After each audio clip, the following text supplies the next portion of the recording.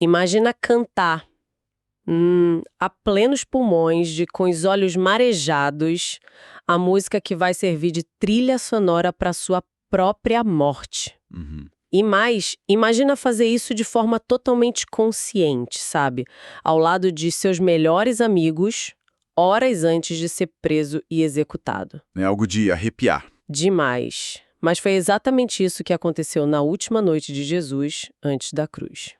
Sejam todos muito bem-vindos a mais uma imersão nas nossas fontes. Muito bom estar aqui. Antes da gente começar a nossa jornada de hoje, eu quero deixar aqui uma recepção calorosa e desejar que Deus abençoe ricamente o dia e a semana de todos os ouvintes, trazendo muita luz, paz e clareza para quem nos escuta. Amém, é isso aí. Hoje, a nossa conversa vai mergulhar fundo nas raízes de um dos textos mais fascinantes da Antiguidade, o Salmo 118. Olha, é um privilégio estar aqui para essa análise, e a nossa missão hoje não é apenas ler um texto antigo de forma superficial, né? Exato. Nós vamos fazer uma verdadeira escavação. A ideia é tentar entender a terra, o suor, as lágrimas reais que deram origem a essas palavras. E para isso nós temos na mesa a pesquisa histórica, as notas estruturais da Bíblia de Estudo NAE e também o comentário bíblico super denso do Allen P. Ross. Material riquíssimo. Com certeza. A gente quer explorar como um poema, que originalmente era um grito de alívio de um povo sobrevivente, conseguiu atravessar os séculos Sim. e se tornar, tipo, o roteiro profético dos momentos finais de Cristo. Que existe uma ironia gigantesca, sabe? Na forma como a gente consome trechos desse salmo nos dias de hoje. Como assim? É que se a gente prestar atenção, fragmentos dele viraram ditados populares, frases motivacionais de redes sociais, estampas de camisetas, essas coisas. Ah, sim. Coisas como a pedra que os construtores rejeitaram, ou aquele clássico, este é o dia que o Senhor fez. Nossa, o Este é o Dia que o Senhor Fez é literalmente a legenda oficial de toda foto de xícara de café numa terça-feira de sol, né? Totalmente. E, claro, não tem nenhum problema em celebrar um dia bonito, mas quando a gente olha para a nossa pesquisa... O buraco é mais embaixo. Muito mais. A gente percebe que essas expressões nasceram de um contexto brutal. Elas foram forjadas na reconstrução física e espiritual de uma nação inteira. Uma nação que estava tipo em frangalhos. Literalmente destruída. Sim, elas carregam um peso de sobrevivência nacional, de guerra, de uma arquitetura divina inexplicável. E esse peso muitas vezes se perde quando a gente transforma isso apenas em frase de efeito, sabe? Então, vamos destrinchar essa história desde o começo. Para entender a magnitude destas palavras, quem nos escuta precisa primeiro fechar os olhos e imaginar o ambiente. Exato, o palco histórico. Porque, de acordo com os dados das nossas fontes, isso não era uma leitura silenciosa e reflexiva numa biblioteca aconchegante. Era um evento colossal, era um espetáculo coletivo de proporções épicas. Gigante. Como era esse cenário exatamente? Bom, a gente precisa voltar no tempo para o período pós-exílio babilônico. Os israelitas tinham passado décadas deportados, Longe de casa, com a identidade cultural e religiosa deles completamente esmagada. E quando finalmente eles conseguem retornar a Jerusalém, encontram tudo no chão. tudo em ruínas, aos poucos eles vão reconstruindo os muros, reconstruindo o templo. E o Salmo 118 funciona como a grande peça de encerramento de um grupo de cânticos chamado Alel. Que significa louvor, né? Isso, significa louvor.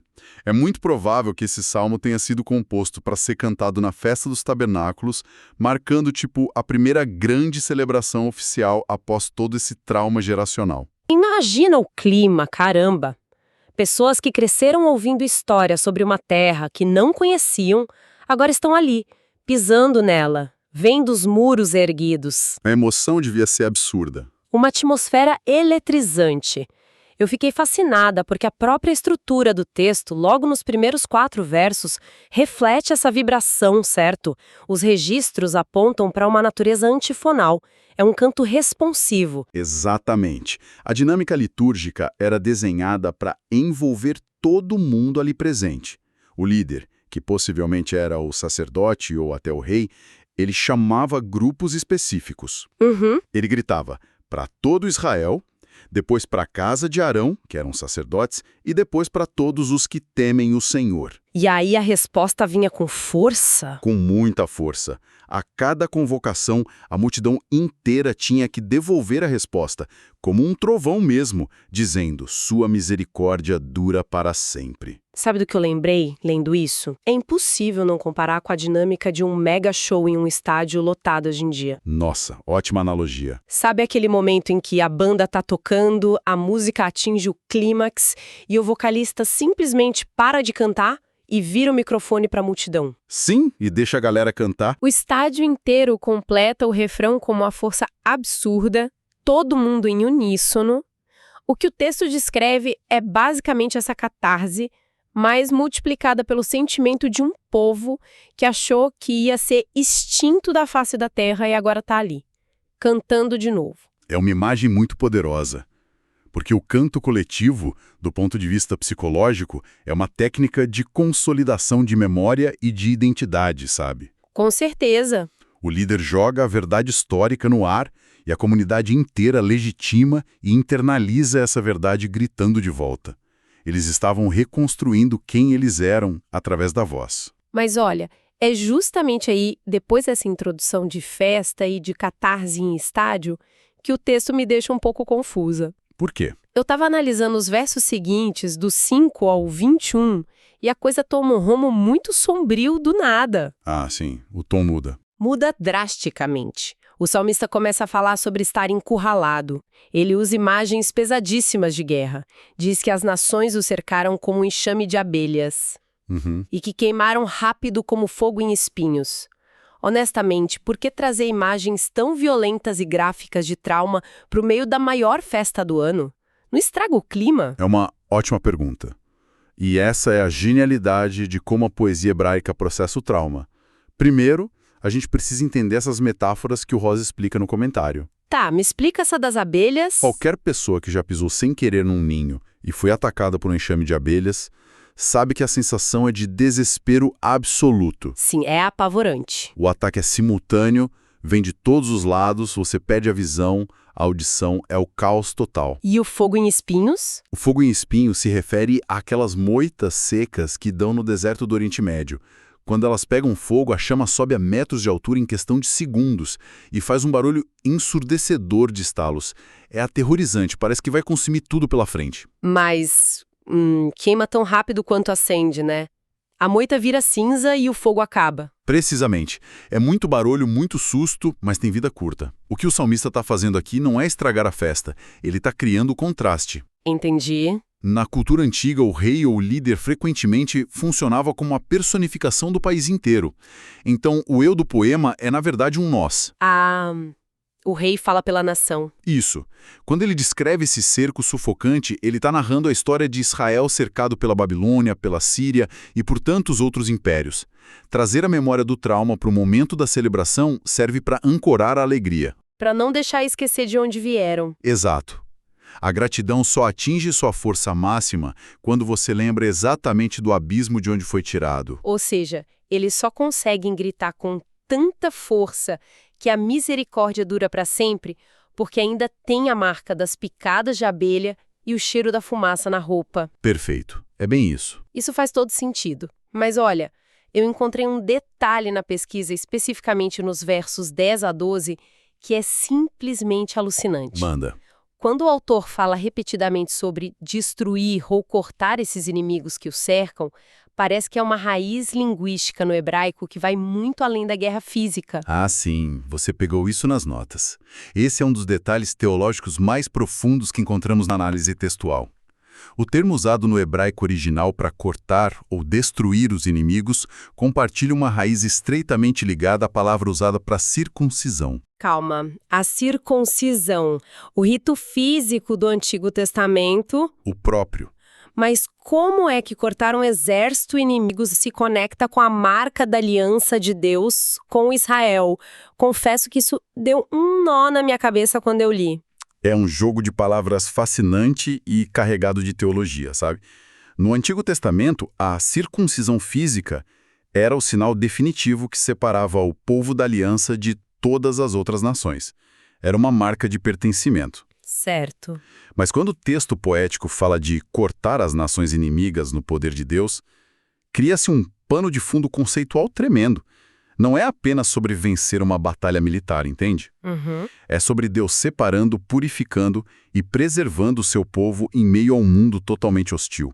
Nossa, isso lança uma luz gigante sobre o que aconteceria séculos depois, porque quando a gente lê o Novo Testamento, teólogos como o apóstolo Paulo, especialmente lá no livro de Romanos, Romanos capítulo 2. isso, Eles reinterpretam essa ideia de forma radical. Paulo diz que o verdadeiro triunfo não é a marca física na carne, muito menos a destruição militar de um império inimigo.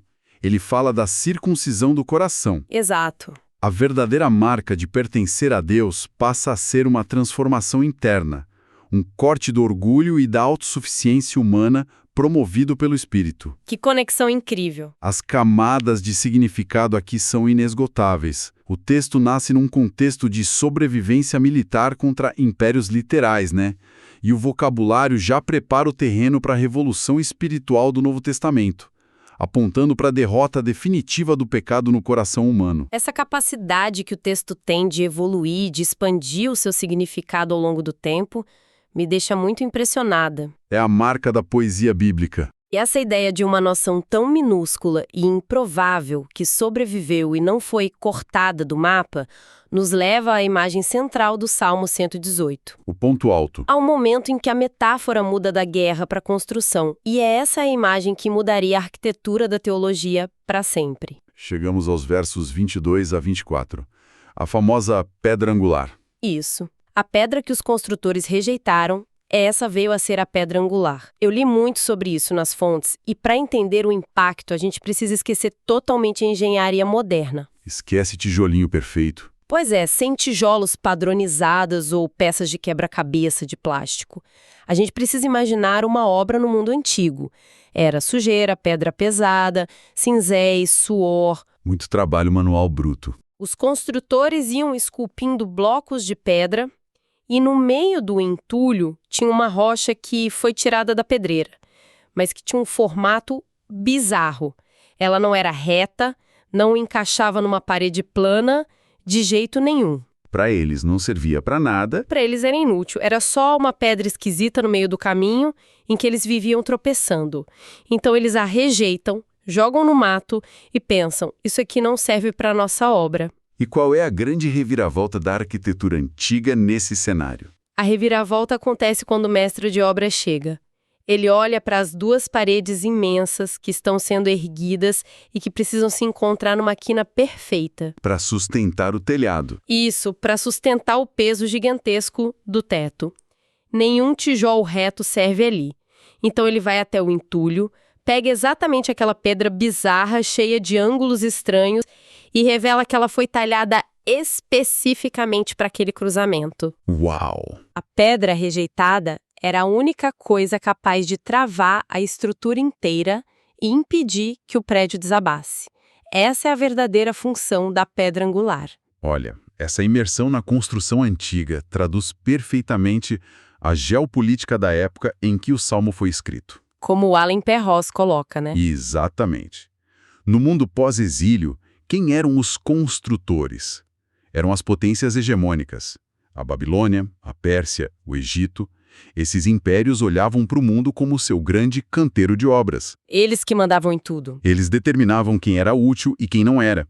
E quando eles olhavam para Israel, viam essa nação destruída, minúscula, uma pedra politicamente relevante e que só causava problemas. Então a rejeitaram. A descartaram no entulho da história. Mas Deus, o grande arquiteto, vai até o entulho e pega justamente essa nação irrelevante e decide que toda a história da redenção humana, todo o peso do plano divino, estaria apoiado sobre as costas desse pequeno povo. É o avesso da lógica humana. E é por causa dessa virada histórica absurda que o salmista explode de alegria no verso seguinte dizendo: "Este é o dia que o Senhor fez. Exultemos e alegremo-nos nele. O que corrige completamente aquela visão simplista da caneca de café que você mencionou no início da nossa conversa. Não é só uma terça de sol. Este dia não é apenas uma manhã qualquer em que a gente acorda disposto. No contexto do Salmo, este dia é o marco temporal, o momento definitivo em que a pedra rejeitada foi ressaltada aos olhos de todos e colocada como fundação. É a celebração do triunfo divino contra todas as probabilidades humanas. É de arrepiar mesmo, só que essa imagem da pedra rejeitada era poderosa demais, instigante demais, para ficar presa apenas ao Antigo Testamento, sabe? Sim. Ou presa à reconstrução de uma cidade física. Ela estava carregada com uma energia potencial que precisava encontrar o seu alvo definitivo. E encontrou. O que nos introduz à grande virada de chave dessa história. Centenas de anos depois que os exilados cantaram essas palavras pela primeira vez, a ocupação romana havia substituído a Babilônia. O Império Romano era o novo construtor da vez. E no meio desse cenário surge Jesus de Nazaré. Ele não apenas faz referência a esse poema antigo, ele reivindica a autoria da metáfora. Ele se apropria do Salmo 118 de forma muito ativa e confrontadora. Tem um momento muito específico registrado nas nossas fontes, no Evangelho de Mateus, capítulo 21. Jesus conta uma história severa, a parábola dos lavradores maus. Aquela da vinha, né? Essa mesma. É sobre agricultores que arrendam uma terra, decidem não pagar o dono e, num ato de rebeldia, espancam todos os mensageiros que o proprietário envia. No final, o dono manda o próprio filho, achando que eles o respeitariam. Mas não respeitam. Longe disso. Os lavradores arrastam o filho para fora da vinha e o matam. É uma denúncia claríssima contra os líderes religiosos de Israel que, ao longo dos séculos, tinham matado os profetas. Nossa, Jesus fala isso na cara deles. Corajoso. E é exatamente no clímax dessa parábola, olhando nos olhos dos sacerdotes e fariseus que queriam matá-lo, que Jesus solta a bomba. Ele cita o Salmo 118. Caramba! Ele os chama à responsabilidade usando a própria música que eles cantavam nas festas. É como se ele dissesse: lembram daquela pedra rejeitada que vocês tanto cantam? Sou eu. E vocês não são mais a nação oprimida. Agora, os construtores arrogantes que estão rejeitando a peça principal são vocês. A audácia de fazer isso é indescritível. Ele vira a liturgia nacional de cabeça para baixo contra as próprias autoridades. Um golpe de mestre. Mas esse impacto não ficou restrito aos debates teológicos com os líderes num canto do templo, certo? Ele transbordou para as ruas de Jerusalém num evento que marcou a história. O famoso Domingo de Ramos. A entrada triunfal de Jesus. E, confesso, aqui a gente tem um nó histórico que a pesquisa nos ajudou a desatar e que revela uma profundidade psicológica incrível sobre o povo judeu daquela época. Sim. A entrada triunfal é o momento em que o Salmo 118 ganha vida em 3 dimensões. Jesus desce o Monte das Oliveiras montado num jumentinho e a multidão vai ao delírio. Eles começam a gritar as palavras exatas dos versos 25 e 26 do Salmo. Hosana e bendito que vem em nome do Senhor. Exatamente. E aqui vale um parêntese importante. Porque muita gente acha que Hosana é só um grito festivo genérico, tipo um viva ou aleluia. Não é? Não é de jeito nenhum. Literalmente, significa salva-nos agora. É um grito de desespero, de urgência. Exatamente. E enquanto eles gritavam salva-nos, eles cortavam ramos de árvores e os balançavam. Mas há uma anomalia temporal fascinante aqui que a Bíblia de Estudo NAA destaca. Qual? A entrada triunfal ocorreu pouco antes da Páscoa judaica. No entanto, o ato de agitar ramos não era um rito da Páscoa. De acordo com as leis do Antigo Testamento, isso era algo prescrito especificamente para a festa dos tabernáculos. Exato. Essa foi a minha grande dúvida ao ler os materiais de apoio. Se eles estavam na época da Páscoa, por que a multidão estava agindo como se estivesse na festa dos tabernáculos, fazendo a coreografia da festa errada? Não era ignorância, sabe? Era uma escolha política e espiritual consciente. A gente precisa mergulhar na psicologia daquele povo oprimido. Como a gente viu, a festa dos tabernáculos, com seus ramos, e o próprio Salmo 118 se tornaram o grande símbolo da libertação e da sobrevivência de Israel no passado, quando eles voltaram do exílio babilônico. Sim, a celebração da reconstrução. Séculos depois, sob a bota esmagadora do Império Romano, eles estavam desesperados por um novo resgate. Quando viram Jesus entrar, realizando os sinais messiânicos, a multidão entrou em combustão. Eles pegaram os símbolos do seu maior triunfo no passado e os transformaram numa manifestação espontânea de protesto e esperança no presente. Nossa, faz todo sentido. Eles não ligaram para a data do calendário festivo. Eles pegaram o manual de sobrevivência, a trilha sonora da salvação e a projetaram inteiramente sobre aquele homem montado no jumentinho. É uma cena cinematográfica, uma apropriação popular de uma liturgia antiga porque eles sentiram que a história estava finalmente ganhando o seu ponto de virada definitivo. A pedra angular tinha chegado. Mas, na minha visão, o ápice da jornada deste poema não acontece sob a luz do sol, rodeado por uma multidão balançando ramos. Não mesmo. O momento mais pesado, mais denso de toda essa nossa imersão acontece dias depois, no escuro. Cercado por apenas 11 amigos que estavam completamente assustados e sem entender nada. Chegamos à última ceia. E há um detalhe nas fontes que muda irrevogavelmente a forma como a gente imagina aquela noite. O Evangelho de Mateus, capítulo 26, verso 30, nos dá uma informação muito sutil.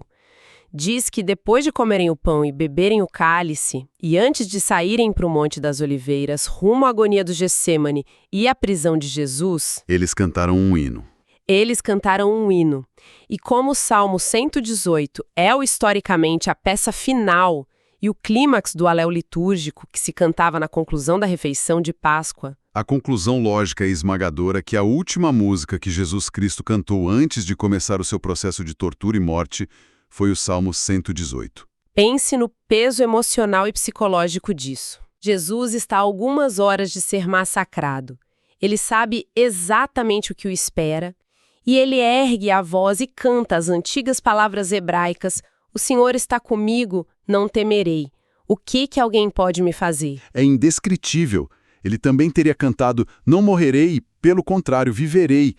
Ele cantou as partes sombrias sobre as nações o cercando como abelhas e sobre o fogo nos espinhos, sabendo que as abelhas romanas e os líderes judeus estavam marchando com tochas naquele exato momento para prendê-lo. Ele estava vivendo o Salmo em tempo real, cada metáfora se materializando na carne dele. Ele estava marchando em direção às portas da justiça, abrindo não os portões de um templo de alvenaria em Jerusalém, mas as portas da salvação para a humanidade inteira. Exato. Ele encarnou totalmente a identidade de Israel, o sofrimento, a rejeição, as feridas e a certeza inabalável de que a morte não daria a última palavra. Isso demonstra a vitalidade absurda das Escrituras. Um texto antigo nunca é apenas um registro fossilizado de um evento passado. Ele respira, ele aguarda, ele se contrai e se expande conforme o plano avança. Que bonito isso. Jesus não foi pego de surpresa. O roteiro do triunfo através do sofrimento extremo já estava escrito e ensaiado por seu próprio povo séculos antes. O que nos traz ao fechamento desta conversa riquíssima. Que jornada a gente fez hoje? Nós vimos como um grito rasgado de sobrevivência de um grupo de pessoas traumatizadas tentando limpar o entulho e reconstruir suas vidas após um exílio violento formou as bases de um poema. Vimos como a dor de ser encurralado virou canção de festa. Vimos como a metáfora da pedra estranha que atrapalhava os pedreiros explicou a própria geopolítica mundial. E o macro e o micro. E como, no desenrolar da soberania divina, esse mesmo poema de poeira e pedra se tornou um instrumento teológico cirúrgico nas mãos de Jesus. Verdade. Ele usou esse salmo para desmascarar líderes arrogantes, aceitou a adoração dos oprimidos nas ruas e cantou essas palavras como conforto pessoal, horas antes de abraçar a cruz. A pedra, afinal, foi lançada fora da cidade, rejeitada, morta. Mas no terceiro dia, a história mudou. Mas no domingo de ressurreição, o arquiteto a colocou como a fundação indestrutível de tudo. Toda essa trajetória, sabe, nos empurra para uma reflexão final incontornável. Para cada pessoa que está ouvindo agora. Quando a gente olha para as nossas próprias vidas ou quando estuda a história, quantas vezes nós nos apressamos em descartar coisas que não entendemos? Muitas vezes. O Salmo 118 é a maior prova de que as aparências enganam profundamente. Aquela pedra feia e sem forma na obra não era entulho, era o suporte do teto. A provocação dolorosa e esperançosa que fica é que outras pedras rejeitadas existem ao nosso redor. Excelente pergunta. Quais pessoas, quais experiências que a gente considerou fracassos, quais ideias abandonadas no canto, estão na verdade apenas esperando o toque do mestre de obras para se tornarem a fundação firme de uma nova fase nas nossas vidas? É uma virada de perspectiva e tanto. Que cada pessoa que acompanha esta nossa imersão possa olhar para os entulhos do seu próprio caminho a partir de hoje, procurando as pedras angulares escondidas ali. Foi um prazer enorme destrinchar tudo isso. Muito obrigada pela companhia de todos. Deus abençoe todos os ouvintes.